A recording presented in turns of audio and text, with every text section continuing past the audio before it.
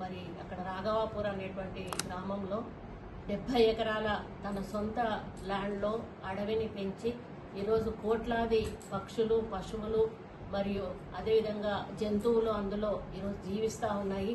మరి అందులో ఎన్నో రకాల పండ్లు వాటికి తినడానికి మరి చెట్లను పెంచడమే కాకుండా అందులో నుంచి ఒక చెట్టు సంబంధించిన ఒక కాయ కానీ ఒక గింజ కానీ వారు తినరు, ఒకరిని తిననీయరు, ఎవరిని రానివ్వరు. కేవలం పక్షుల కోసం మాత్రమే, అక్కడ ఉన్న జీవరాశుల కోసం మాత్రమే అడవిని పెంచుతూ ఉన్నారు, ప్రకృతి కోసం పెంచుతూ ఉన్నారు. మరి అటువంటి వ్యక్తి 70 ఎకరాలు ఈరోజు పెంచగలిగాడు అంటే అది ఒక మహాయుద్ధం అన్నట్టు. అది ఆయన 3 ఏళ్ల నుంచి కూడా ఇప్పటి వరకు దానినే ప్రపంచంగా బతుకుతున్నాడు.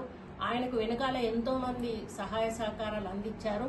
ఆ సహాయ సహకారాలతోటి వాళ్ళ కుటుంబ సహకారం కూడా అందులో ఉంది. ఎందుకంటే ఈ రోజుల్లో ఒక అరగజం కాడ ఇట్లా బయట గెట్టు కాడ పంచాయతీలు పెట్టుకొని ఒకరినొకరు చంపుకునేటువంటి పరిస్థితులు ఉన్నాయి.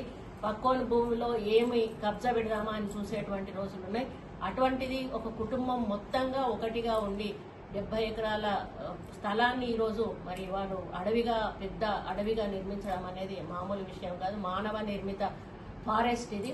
మరి ఆయనకు ఎంత ప్రేమ ఉందో ఆయన మాటలలోనే తెలుస్తుంది మనకు. మరి ఆయన ఇప్పుడు ఈరోజు ఇన్ని దెబ్బలు తిన్నా నేను బతికాను అంటే ఆయన ఇంతసేపు కూడా నాకు నా పశువులు బతికిచ్చాయి, నా పక్షులు బతికిచ్చాయి, నా శివుడు బతికిచ్చాడు, అందులో ఉన్న అమ్మవార్లు బతికిచ్చారు, నా చెట్లు బతికిచ్చాయి అనేటువంటి ఒక మాట ఆయన చెప్పడం అనేది నిజంగా కూడా ఆయనకు ప్రకృతికి ఉన్నటువంటి అనుబంధము. ఆయన ఈరోజు బతికాడు అంటే ఆయనతోటి ఇంకా కూడా ప్రకృతిని చేపించుకునే బాకీ ఉంది కాబట్టి ఈరోజు ఆయన బతికారు.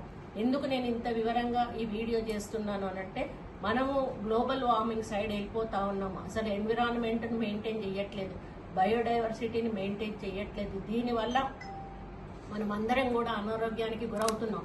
మన జనరేషన్ కాదు, మన ముందు తరాలను కూడా చూడాల్సిన అవసరం ఉన్నది. కాబట్టి ప్లాస్టిక్ సింగిల్ యూజ్ ప్లాస్టిక్ను కూడా మనం బ్యాన్ చేయాలి. దాంతో కూడా రాబోయే రోజుల్లో చాలా ప్రమాదాలు జరగనున్నాయి.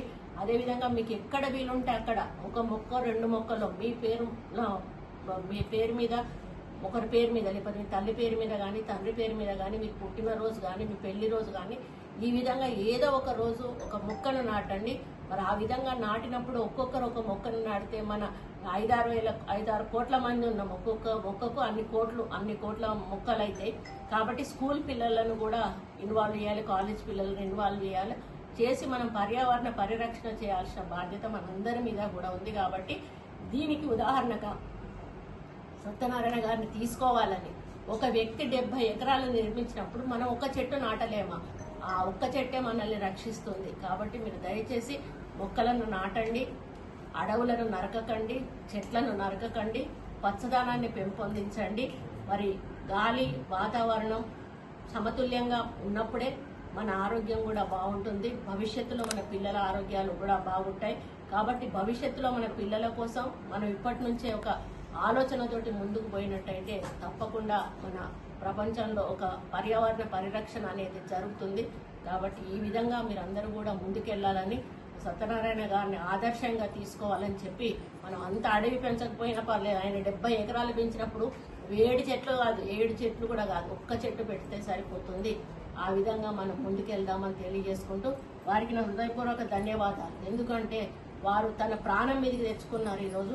కాబట్టి వారి అడవిని రక్షించే బాధ్యత మేము తీసుకుంటూ రోజు చుట్టూ కూడా దానికి ఫెన్సింగ్ ఏర్పాటు చేసి మన ఆ అడవిలోకి బయట వాళ్ళు ఎవరు కూడా రాకుండా చూసుకోవడానికి మనము మా ఫారెస్ట్ డిపార్ట్మెంట్ నుంచి ఫెన్సింగ్ ఏర్పాటు చేస్తామని వారికి మాట ఇవ్వడం జరిగింది. తప్పకుండా అతి త్వరలోనే పూర్తి చేస్తామని తెలియజేస్తాం.